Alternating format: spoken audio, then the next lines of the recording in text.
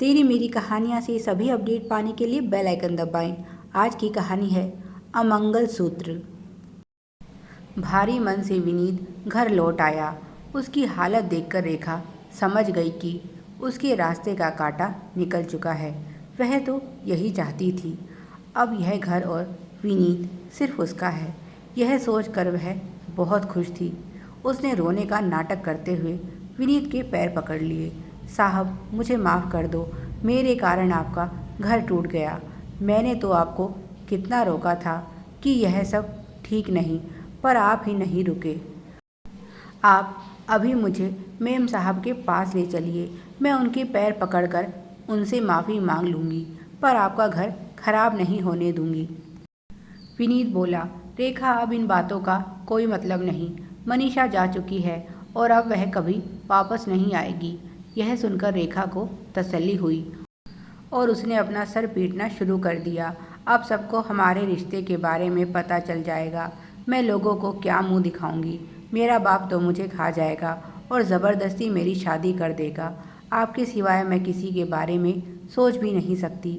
मैंने तो अपना तन मन सब कुछ आपको सौंप दिया है। उसने ज़ोर ज़ोर से रोना शुरू कर दिया। नहीं, मैं आपको दुखी नहीं देख सकती। मेरे ही कारण मेम साहब आपको छोड़कर चली गई। जब तक मैं ज़िंदा रहूँगी आपको दुख देती रहूँगी। मैं आपको खुश देखना चाहती हूँ और यह तभी होगा जब मैं अपना कलंकित जीवन समाप्त कर दूँगी। फिर तो मेम साहब को आपको माफ़ करना ही होगा।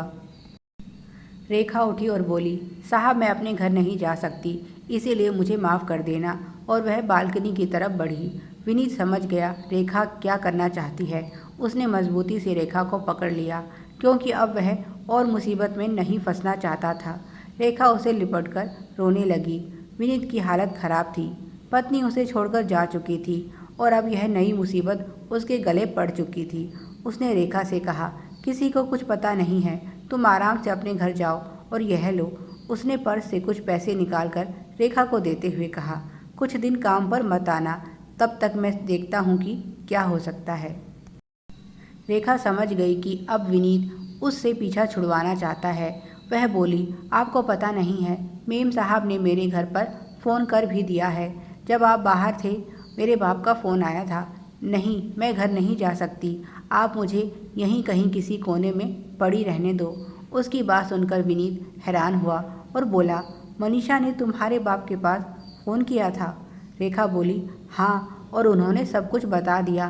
परेशान विनीत बोला, ठीक है, तो तुम यहीं रहो, मैं अब ऑफिस जा रहा हूँ। और विनीत रेखा को वहीं छोड़कर चला गया। उसके बाद रेखा ने अपने घर पर फ़ोन करके सारी बात बता दी और अपने बाप को समझा दिया कि उसे क्या करना है। शाम को जब विनीत वापस आया तो रेखा का बाप अपने साथियों के साथ वहां पहुंच गया। उसने हंगामा करके सोसाइटी के लोगों को भी इकट्ठा कर लिया और सारी बात बता दी। वह बोला, इस आदमी ने मेरी मासूम बेटी का फ़ायदा उठाया और उसे कहीं का नहीं छोड़ा। इसकी बीवी को जब इस बात का पता चला तो वह भी इसे छोड़कर चली गई। अब यह या तो शराफत के साथ मेरी बेटी को अपना ले, नहीं तो मैं अभी पुलिस बुलाता हूँ और इसे अंदर करवाता हूँ। कुछ लोगों ने मनीषा के पास फ़ोन करके उसे सारी बात बताई, पर मनीषा ने साफ साफ बोल दिया कि ऐसे धोखेबाज आदमी से उसका कोई संबंध नहीं। विनीत के माता पिता को भी फ़ोन किया गया। जब उन्हें इस बारे में पता चला तो वह भी विनीत की हरकत सुनकर नाराज़ हो गए। काफ़ी देर तक हंगामा होता रहा और आखिर में फैसला हुआ कि विनीत की पत्नी तो अब उसे छोड़कर जा चुकी है और रेखा के साथ उसके पहले से ही संबंध है। अच्छा होगा कि वह रेखा को अपना ले, इसी में उसकी भलाई है। विनीत ने आनाकानी की तो रेखा के बाप के साथ आए साथियों ने उसकी पिटाई कर दी। पहले हमारी लड़की की इज्जत खराब की और अब नखरे दिखा रहा है। कुछ लोगों ने विनीत को सुझाव दिया, अभी हाँ बोल दो, वैसे भी जब तक तुम्हारा तलाक नहीं हो जाता तुम्हारी शादी हो ही नहीं सकती। तब तक मामला कुछ शांत हो जाएगा। फिर इस लड़की और इसके बाप को बुलाकर पैसे देकर अपना पीछा छुड़ा लेना। अब गलती की है तो कीमत तो तुम्हें चुकानी पड़ेगी। अगर पुलिस में रिपोर्ट हो गई तो बुरे फंस जाओगे और नौकरी भी हाथ से जाती रहेगी। अभी कुछ दिन शांत रहो और इस लड़की को यहीं रहने दो। रेखा विनीत के गले की हड्डी बन गई थी, जिसे ना तो वह निकाल सकता था और ना ही अपने पास रखना चाहता था। आखिर में विनीत को उनकी बात माननी पड़ी और उसने सबके सामने रेखा की मांग में सिंदूर भरकर उसे पत्नी मान लिया और रेखा उसके साथ रहने लगी। रेखा को सब कुछ मिल गया जिसकी उसने कभी कल्पना भी नहीं की थी, पर विनीत से सभी नाराज थे। ना माता पिता उसके साथ थे, ना ही यार दोस्त। रेखा से बात करना भी उसने छोड़ दिया। रेखा उसे रिझाने की बहुत कोशिश करती, पर अब विनीत का उससे मोहभंग हो चुका था। लोग उसका मजाक बनाते, इतनी अच्छी बीवी को छोड़कर इसे झाड़ू पोछा वाली में ऐसा क्या नज़र आया जो यह इतना नीचे गिर गया। सुना है आजकल वह इसके साथ रहती है। रेखा विनीत के साथ घूमना फिरना चाहती थी, मौज मस्ती करना चाहती थी, पर अब विनीत उसकी तरफ देखता भी नहीं था। रेखा यही चाहती थी कि कैसे भी करके वह गर्भवती हो जाए, फिर तो विनीत पूरी तरह से फंस जाएगा और तलाक होते ही उसे मुझसे शादी करनी ही पड़ेगी। रेखा के मन में लालच आ गया था। अब जब उसने इतनी अच्छी ज़िंदगी देख ली थी तो वह फिर से झुग्गी झोपड़ी में नहीं जाना चाहती थी। उधर रेखा के पिता को भी लालच आ गया था। उसकी नज़र विनीत के पैसों पर थी।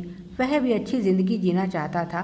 रेखा की हरकतों से उसे अंदाज़ा हो गया था कि वह उसे अपना मतलब पूरा होते ही दूध में पड़ी मक्खी की तरह बाहर निकाल फेंकेगी और उसके हाथ कुछ नहीं आने वाला। खुद रानी बनकर महलों में रहेगी और उसे यहीं मरने के लिए छोड़ देगी।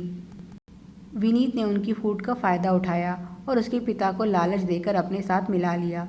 एक दिन वह फिर से सोसाइटी में आ धमका और ज़बरदस्ती रेखा को अपने साथ वापस ले जाने लगा।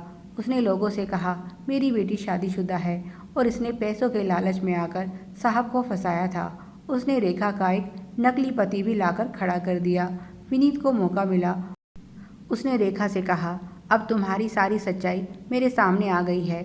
अभी इसी समय मेरे घर से निकल जाओ, नहीं तो तुम्हें अभी इसी समय धोखाधड़ी के इल्ज़ाम में अंदर करवा दूंगा।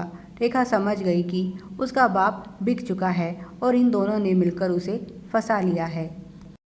उसने समझौता करने में ही भलाई समझी और विनीत से कहा, अगर तुम समझौता करना चाहते हो तो जैसे तुमने मेरे बाप को पैसे दिए हैं ऐसे ही तुम्हें मुझे भी पैसे देने होंगे। विनीत तो बस अपना पीछा छुड़वाना चाहता था। उसने कुछ रुपए रेखा को देकर अपना पिंड छुड़वाया, पर अब उसे अकल आ गई थी कि छोटी सी गलती की भी कितनी बड़ी कीमत हो सकती है। उसने रेखा के साथ 5 महीने कैसे गुजारे वही जानता है। अब वह खुद का उदाहरण देकर लोगों को समझाता है कि कभी भी अपने साथी को धोखा नहीं देना चाहिए, क्योंकि जिस दिन आपकी यह चोरी पकड़ी गई उस दिन बड़ी कीमत अदा करनी पड़ेगी, जैसे मैंने की। घर उजड़ गया, लुट गया और इज्जत भी नहीं रही।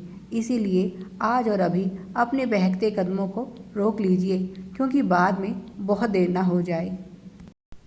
Please like, share and subscribe. Thanks for watching.